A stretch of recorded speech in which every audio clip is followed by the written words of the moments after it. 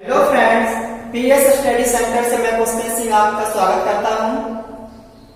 आज हम कंप्यूटर के अंतर्गत सेकेंडरी मेमोरी का अध्ययन करेंगे कि सेकेंडरी मेमोरी होती क्या है, इस सेकेंडरी मेमोरी का यूज क्या होता है। हमने पढ़ा था प्राइमरी मेमोरी के अंतर्गत कि इस मेमोरी का यूज कंप्यूटर को चलाने के लिए, प्रोग्राम्स को रन कराने के लिए यूज किया जाता है। लेकिन आज का जो टॉपिक है सेकेंडरी मेमोरी, सेकेंडरी मेमोरी क्या होती है, बात हम करते हैं सेकेंडरी मेमोरी। यह एक प्रकार की स्थायी मेमोरी होती है। यह एक प्रकार की स्थायी मेमोरी होती है। इस मेमोरी का यूज डेटा को स्टोर कराने के लिए किया जाता है।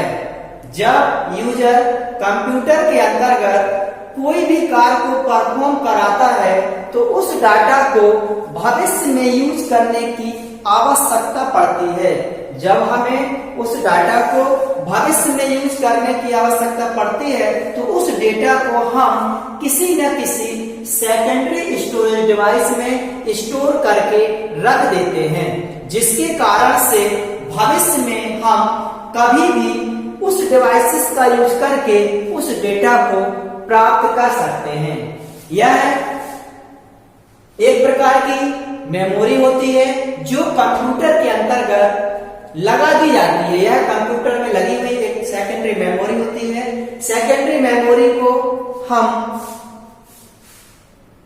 स्थायी मेमोरी और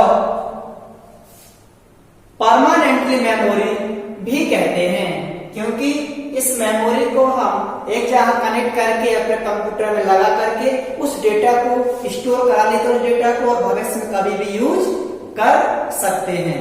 यूजर को जब कंप्यूटर के द्वारा कोई कार्य कराने की आवश्यकता पड़ती है तो कोई यूजर उस डाटा को कंप्यूटर को इंस्ट्रक्शंस प्रोवाइड कराता है। जो यूजर होता है वो कंप्यूटर को कोई न कोई इंस्ट्रक्शंस प्रोवाइड कराता है। तो उस फाइल को जो हमने अपनी फाइल बनाई हुई क्रिएट की हुई है, उस फाइल को हमें फिर से जरूरत पड़ती है तो उस फाइल को हम किसी न किसी मेमोरी में स्टोर करा के रख देते हैं। तो इसका जो कार्य होता है, डाटा को स्टोर करने के लिए यूज की जाने वाली मेमोरी क्या बोलते हैं, सेकेंडरी मेमोरी। इसमें जब डाटा को एक बार स्टोर करा दिया जाता है तो यूजर कभी भी कहीं भी उस सेकेंडरी स्टोरेज डिवाइस को लेकर के उसके कॉपी कर सकता है, शेयर कर सकता है इंटरनेट का यूज करके, और उस डेटा को प्राप्त भी कर सकता है। सेकेंडरी मेमोरी को भी निम्न पार्ट्स में डिवाइड किया गया है। हम जो सेकेंडरी स्टोरेज डिवाइसेस है उसे निम्न पार्ट डिवाइड किया गया है। सबसे पहला है हार्ड डिस्क, हार्ड डिस्क। फिर है floppy disk, floppy disk. Magnetic tape, tick tape. Optical disk, optical disk. यानी सेकेंडरी मेमोरी के अंतर्गत इन मेमोरीज का यूज किया जाता है। एक्सेट्रा और भी होती है, जैसे हार्ड डिस्क कंप्यूटर में इसे कनेक्ट करके लगा दिया जाता है, क्योंकि जो भी प्रोग्राम्स होते हैं वे सभी प्रोग्राम्स हार्ड डिस्क में स्टोर होते हैं। और जैसे कंप्यूटर को ऑन करते हैं तो रैम और रोम अपनी प्रोसेस कंप्लीट करने के बाद इससे डेटा क्या करते हैं, अपने पास कैप्चर कर लेते हैं। तो हार्ड डिस्क यूज क्या होता है, डेटा को स्टोर कराने के लिए इसका यूज किया जाता है। फिर होता है फ्लॉपी डिस्क। पहले फ्लॉपी डिस्क का यूज किया जाता था, जो क्या होती थी, डेटा को स्टोर करने के लिए। लेकिन कंडीशन ये थी कि फ्लॉपी डिस्क में डेटा बहुत कम जीबी का डेटा नहीं, एमबी का डेटा स्टोर होता था। मैग्नेटिक टैप, टैप आप लोगों ने बहुत देखा होगा, टैप रिकॉर्डर देखा होगा। उसमें क्या होता है, कैसेट लगी होती थी। इस प्रकार से कैसेट होती है, पहले चलती थी कैसेट वगैरह।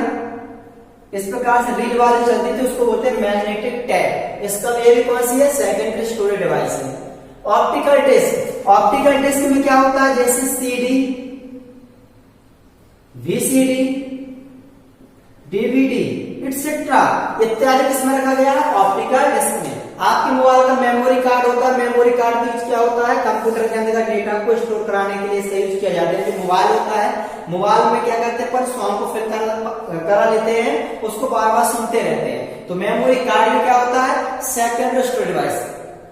यदि हम कहें कि सेकेंडरी मेमोरी क्या होती है, तो सेकेंडरी मेमोरी का यूज होता है डेटा को परमानेंटली तरीके से स्टोर कराने के लिए जिस डिवाइस का यूज किया जाता है उसको बोलते हैं सेकेंडरी स्टोरेज डिवाइस या फिर सेकेंडरी मेमोरी।